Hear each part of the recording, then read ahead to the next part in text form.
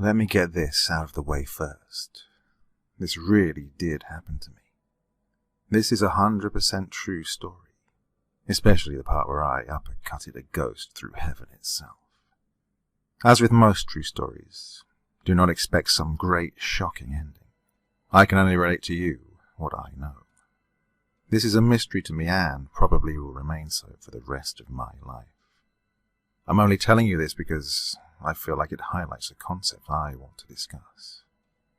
If you're willing to accept that fact, then let me tell you what happened to me one night when I was home alone.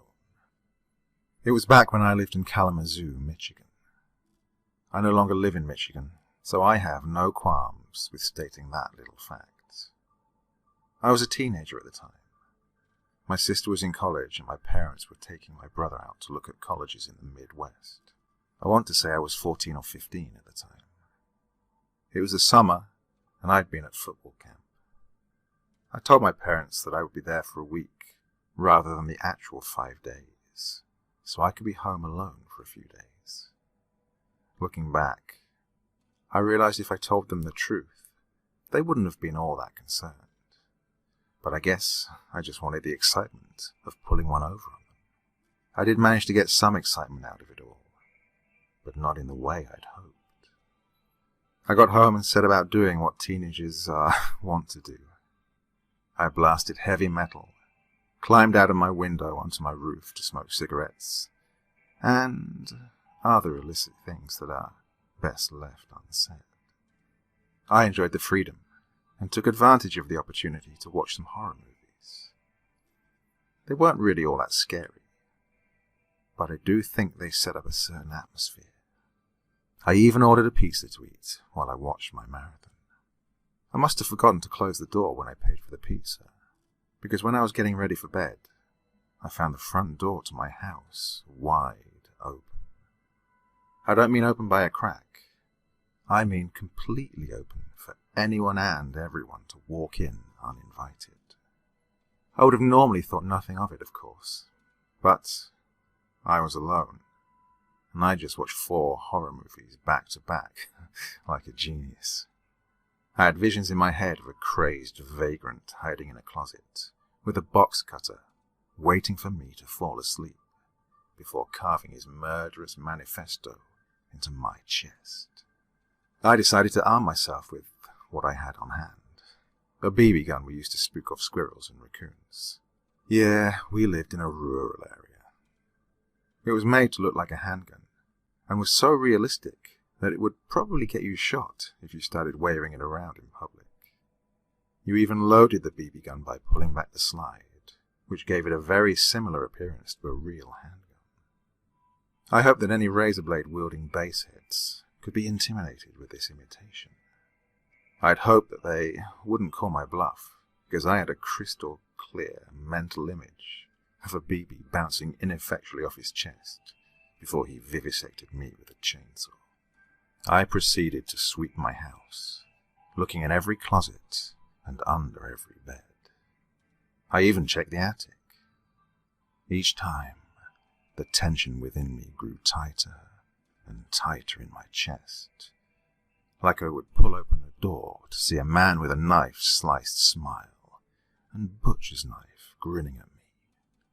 I had the pants-shittingly terrifying mental image that he was slowly stalking behind me and hiding in the places I'd already searched, biding his time and sharpening his Freddy Krueger-style knife gloves in anticipation. I swept the house once, twice, 3 times without any sign of an intruder. I put the BB gun back and went to bed. I undressed down to my boxers and hopped in my bed. I don't remember at what time I drifted off exactly, but I do remember what time I was woken up. It was 2:30 in the morning, because I remember thinking to myself, who the hell is making that noise this late at night? It took a few seconds for my sleep-addled brain to register that I was home alone, and another few seconds to place the sound. It sounded like something was tapping on my window. I was facing away from the window and had that childish thought that I should just ignore it and it would go away. It was the thought that the sound might not be coming from outside into my room, but from inside my room itself, that made me roll over and look around my room. There was no recently escaped convict in my room, gazing at my sleeping form with some sort of murder erection. That was a good start. The tapping was still going on throughout all of this, though.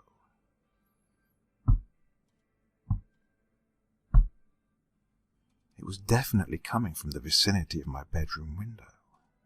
Just for shits and giggles, tap on a nearby window or glass surface. Using that as a frame of reference, imagine hearing that sound coming from your bedroom window late at night. Now imagine remembering that you lived on the second floor of a house. The nearest tree was 15 feet away, and out of range for its branches to be smacking against the window.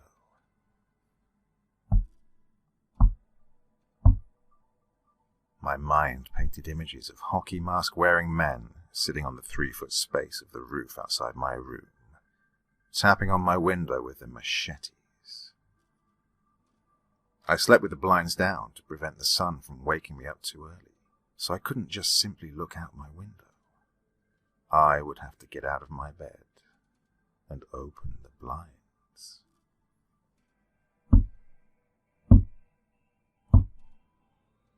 I was genuinely terrified that someone was outside my window. I got out of bed as quietly as I could. I thought any sound would incite my brutal death. I crept towards my closet and opened the door.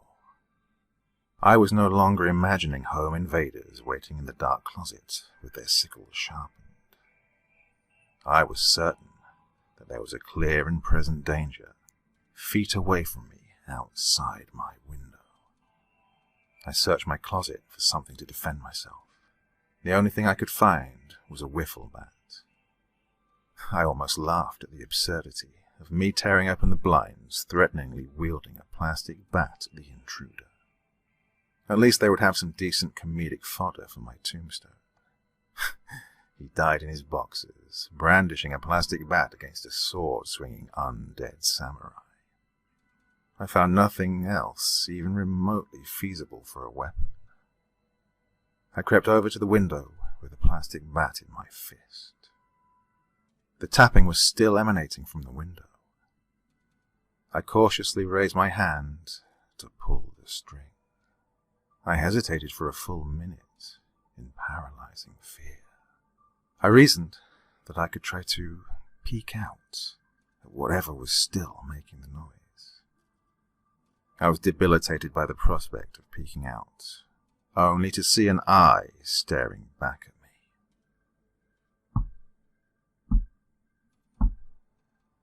I'd been standing before the window for fully 10 minutes now.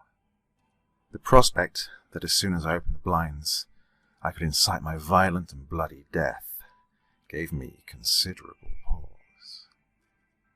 I had, and have, so many dreams and goals that I didn't want to be interrupted by whoever was toying with me outside. I managed to pump myself up enough to grab the pull string. I listened to the inconsistent but continual noise coming from inches away. I decided to open it on the 10th tapping sound.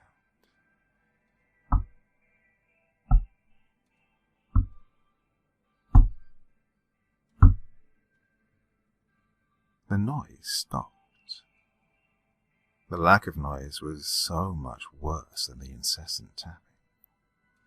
The silence seemed to be pregnant with malicious intent.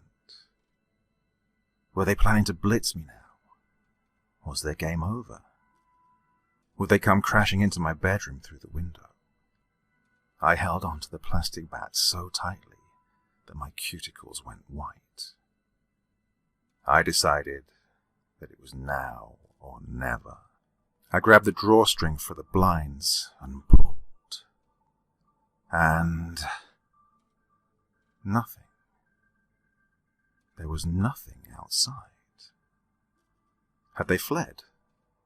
Had they tired of the mind games and moved on to more responsive targets? The sudden thought that they had dropped down to the lawn and were entering the house made me go to my bedroom door and lock it. My back was to the window, and my hand had just touched the door lock when...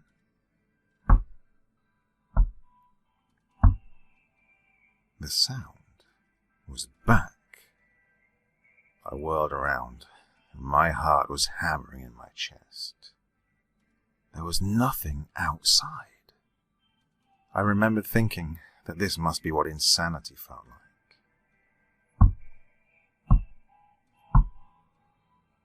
The sound was coming from the window, but there was nothing outside. I got close to the window and listened for the sound. My mind raced, trying to attribute the sound to something. I couldn't explain it. There was absolutely no reasonable explanation. But the tapping continued. I must have examined every inch of the window and the area around it to discover the source of the sound, but I had no luck. The sound stopped after a few minutes, and I decided that I was too tired to try and piece it all together. I lay back in my bed. I closed my eyes and tried to sleep, but just as I was drifting off, I didn't sleep at all for the rest of the night. I half expected the sound to come back the next night, but there was nothing. I don't know what would be worse, if the noise came back or if it vanished without any explanation. If it started up, I could reason it was the house settling on the wood, shifting and expanding in the cool summer night air. It didn't return, and my mind is still unable to think of what had caused that sound. Was it some fiendish monster toying with my mind? Was it the spirit of the least threatening ghost possible? My parents came home the day after that, and I lived in that house for a few years before I went to college, and my parents moved to another state. In that time, I never heard that tapping sound again. It's almost weird how clearly I can remember all of this. I guess it's because this memory had such a profound impact on me. It helped me realize that sometimes the scariest thing in life isn't a corporeal thing. The scariest thing is a mystery, an unexplainable occurrence. The scariest thing is something incomprehensible to the human mind, even if it is something as minuscule as the sound of tapping on your window late at night.